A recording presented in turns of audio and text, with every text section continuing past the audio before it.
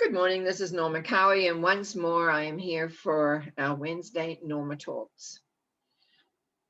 I really want to say that this last couple of weeks have been kind of emotional for me, and I know other people I've spoken to have said it's the same thing. I quite often find myself watching a TV show and I'll all of a sudden be crying over something.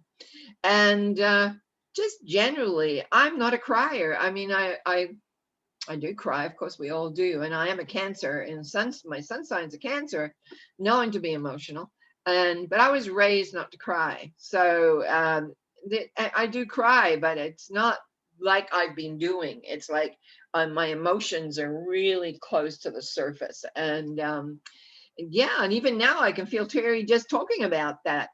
So I got to really think about that, like what that was on. But before I go any further than that, I want to apologize for last week because I talked about putting the reading up for March. And you know that it took over nearly 4.5 hours for that picture to get into my email box.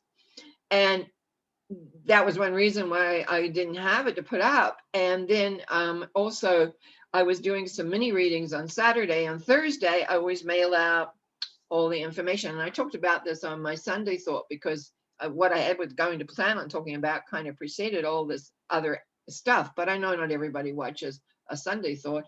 So I just thought I'd say, I apologize for that. But it also happened to me again on Thursday when I sent out all the information regarding the mini readings I was doing on Saturday. And they didn't get it. One person told me they got it late Friday. So there was a mix up somewhere. And so it was, but I do want to apologize for that because I really had, quote unquote, should have been there for me to put up. Makes it a little easier for you to see. But in the meantime, we're going to just go back to you may be feeling a lot of emotion in some respects and some ways. But I wanted to talk about how emotion can affect the creativity within your life. Most of us that I know here in North America and are in some form of lockdown, some severe, some not so severe. And I know that for a lot of people, they're getting very frustrated. Now, I've talked about the collective consciousness. The collective consciousness is where all the thoughts go out. And when they are similar, they kind of you might say they have a meeting. all the thoughts that are the same vibration kind of get together. So the thought form out there of fear of dying, fear of getting sick, fear of giving somebody else a sickness is so big that at the moment that what's happening, it's creating a tremendous distress for a lot of people, especially people like myself who live alone. And thank goodness I do have some friends I do see. And also I have clientele and people that I can talk to on Wednesdays and Sundays and other times, which helps, but it's still, I just, and something distressed me the other day. As I said, I'm emotional. And so it was a video from a mortician saying how distressed he was because in his job, he was actually berating the mayor of his town and the police force, but in it, he was saying how an 88-year-old lady had committed suicide because she was so lonely. I'm going to talk about loneliness for a minute. I have never felt lonely in my life until about 2 weeks ago. And I was thinking, what's this? What am I really feeling here? Because I really work with my feelings. And I went, I'm lonely. How can I be lonely? I'm connected to the divine light. I have people who love me around that I can talk to if I so desire. What is this lonely feeling? And at the same time, I actually have a friend I need to apologize to because I remember her calling me years ago about being lonely, and I didn't get it because I'd never felt that feeling. And what I realized is there's no touch, there's no love, there's none of that. I mean, I've taught hug workshops. I used to have a meditation group that came into my home weekly where we meditated, we discussed, we talked, we hugged, we were there. There was lots of love available. And all of a sudden, that is no longer. No, I live in an apartment not a big apartment block, but we still no visitors. Nobody can come around. So it really is distressing if you live by yourself. So loneliness, I now understand what that means. And it means that you don't feel loved. You don't feel that we're a human being that is about feelings. As far as I'm concerned, this planet is about emotion and is about feelings and it is about this. But I don't want to digress too far. I just want to say there was another thing this man said, this mortician. A little 8-year-old boy had died. And the people coming to the funeral home, they were only allowed 5 in at a time. And again, that's another thing where we've been cut off from our practice of community, being able to express together, whether it be joy, whether it be happiness or sorrow. Death is something we all live with. We all are going to die. I'm sorry, it's a fact. When you're born, at some point you also exit from this life. But those of us that believe we have a soul know that we move on, that we go into another time and another place, or we may leave Earth totally and go to another dimension or planet. And that's where faith comes in. But people who have faith can't even get to be in groups mostly to reinforce that feeling of who they are. So what I did this morning was I looked up, what does the dictionary say about fear? You know what it says? A distressing emotion aroused by impending danger, evil, pain, etc., whether the threat is real or imagined, the feeling or condition of being afraid, concern or anxiety, a fear for someone's safety. It doesn't always have to be yours, it could be somebody else's. And that's what I have run into a lot with people, with all the fear that has been projected in mainstream media and in other elements, TV shows, whatever, conversation. People are afraid of people. Can you believe that? I find that hard to believe, but that is exactly true what's happening. So now look at what's happening. I was looking and thinking, I do a lot of thinking. How come all of a sudden we're getting like another influx and things like that? Now, in my teachings, thought plus emotion creates. You get quicker results when you have a goal and you put emotion behind it. Fear is a very strong emotion. So you have mega thousands of people, probably millions of people, it's in North America alone, that are living in abject fear of being sick and quote unquote dying, even though the percentage of anybody below, I think it's 55 anyway, is very, very, very low. I read a stat the other day where actually the actual death thing was 0.04% that have actually died. And that's probably lower than the usual average. But anyway, that's beside the point. When you have a mass consciousness of fear, of contact with other people, getting sick, dying,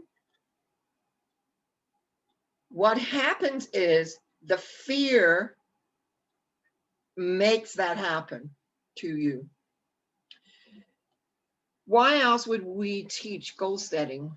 Why else would we teach people how to create what they want if there wasn't a process for it? You have your thought of what you want, and you hopefully you can visualize it and see it, or a lot of people use pictures and other things to help focus in. But it's the emotion that you put behind that thought that tells the awareness out there, whatever you want to call that wonderful force, that says, oh, that's what they want. So you've got millions of people absolutely afraid of being sick. And what do you think that force that aids and creates for us is saying? Oh, that's what they want. They want to be sick. People, if you're listening to this, it is very important you take a look at what you're thinking. Thinking is the base of all creation. but it is the emotion that we have that bring it into beingness, that brings it into a reality. Yes, we have fears. Yes, we have concerns, but we don't usually have them on the scale that is going on right now. We don't have that people, you know, I just don't want to go on as a rant because sometimes I can do that a little bit. But it's like, I want people to have peace, to be happy, to be joyful, to be creating. Now, I have spoken about that I don't like all the censorship because I do believe in freedom of speech. Um, because I've had to do that in my life when I was first going on radio and TV talking about being a psychic. And people couldn't believe I was a psychic, and I was young, really quite young, and I was like, because I was normal. I was a mom with two little kids, and you know, I was talking about all of this and bringing it forward. And if people, because up until then, psychics were censored, at least in my part of the world, and it was very important. There was a number of us. They happened to put a TV show on, which I happened to end up on, and there was three of us that were basically involved in this in the ministry and or metaphysical studies. So we had more of a spiritual outlook on thing, and we kind of made a pact that we were going to bring normality to the psychic world, and that's what we did. And we went. Many of us went on to have our own little cable TV shows and do and travel and to make it normal. So I know what censorship is. I've run into it. I've run into wanting to make us, which would be me as a psychic, look weird or look different. And I would always appear looking either very professional or, you know, very, very normal because I am normal. And it's just we all have this ability. And that's what I used to say. We all have a psychic ability. We all have an element that inside, and most of us have an intuitive. What people don't always realize, not everyone has developed their clairvoyance. Some people, kids are born with it and they never lose it. I had to work at creating my clairvoyance. Clairaudience, so you can hear. People hear voices. Doesn't mean they're crazy. It's what, as long as what's the voices are saying. Are they tuned into their guide? Are they tuned into their whatever? But they have that ability. I see thoughts. Sounds weird, but I saw them as a kid. I found out, and I can see them. I can hear sometimes, and not as much as a clairaudient, but it's like I just know. I'm more of an intuitive. I know things come to me, and I am a card reader. So when I'm looking at cards, it doesn't always tell me the same story, but I'll know what that story is. And this is what I want everyone to realize, that we are so much more than fear. Where's the love? Where's the honor? Where's the respect of our fellow human being? Yes, sometimes we have to accept certain things are not the way we want, but at the same point, to be in fear like we are now, where I can sit in my chair and watch somebody start crying, can't figure out why I'm crying. It's because the collective consciousness is crying. It's sad. It's lonely. It's upset. And so if you're feeling this, you know, that I know some astrologers are saying, oh, this is an emotional time. Well, yes, it's an emotional time. People who live by themselves, they're taking their own lives because they can't handle it anymore. I've heard terrible stories of people not being able to see their older parents that are in homes because they're in lockdown. Wouldn't it be better, even if they get sick, that they have someone who cares and loves them, that holds their hand? But as long as we have that fear factor, that thought factor out there, that it's harmful out there, it's dangerous. That's the danger factor. We're not human. We're not being humans, and here we're not in our heart. We're not recognizing that thought plus emotion creates. What are we creating for ourselves? I am fortunate. I am teaching a class on Tuesday night, on nights, on tarot card reading, which is a self-development course, actually, where we develop what I call the psychic muscle. And you learn about yourself and you learn about how life works. Excuse me, I'm choking on that, aren't I? I'm I'm really choking on that because it's such a phenomenal. I just love teaching it because it's like a revisiting everything. And I think that's where this has come, as I've realized that it's so easy to get caught up in that collective consciousness of whatever it is that's going on out there, whatever that fear factor is. And without us being aware of it, can slip in. Most of us who are on the spiritual path resist that. But sometimes it's like anything else. If it's too much, it will fall over. And sometimes it comes into us without us being aware. And so I really want to say, if you really want to create for yourself peace, harmony, well-being, lovingness, watch your thoughts, first of all. Get that thinking directly. Get the results, and then put the emotion behind that. Preferably not fear emotion, but put it behind the thought that you want, not the thought you don't want. And that's what I have my people look at. What is it you want and what is it you don't want? Because whatever the emotion is going, that is what will be created for you, because you are a creative being. You are an emotional being, you are a creative being, and you will create exactly how you want based on the thinking, the feeling. And of course, and I'm not going to talk about that so much today, how we respond to it, because today what we're doing is responding to the circumstances with fear. I'm not afraid of, like everybody else, I have been sick. I was sick last year when this thing first came along. Because I didn't have one symptom, they didn't think it was very serious. I didn't have COVID. And so I never tested for it, but I was very ill. But I wasn't afraid. And because the fear was not being pumped yet. Now it's pumped all the time, all the time. Like anybody has any other viewpoint, you're gone.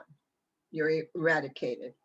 Anyway, that's enough of me saying, please be aware. Please be aware. Do not let fear rule your life, because energy will create. It will bring to you what you don't want just as easily as what you do want. So I want you to create what you do want so that you feel complete and happy. And I especially want you to feel loved. I'm going to thank you for listening. And I, in particular, want to thank those people that have just subscribed in the last few weeks. There has been a number that have, and I really, really appreciate that. The comments, the likes, and for those of you that go to the website, normacowie.com, again, I appreciate that. I'm full of appreciation for you. So thank you for being here and thank you for listening. And I'll look forward to talking to you again on Sunday with my Sunday thought, and also to next Wednesday. Blessings to all.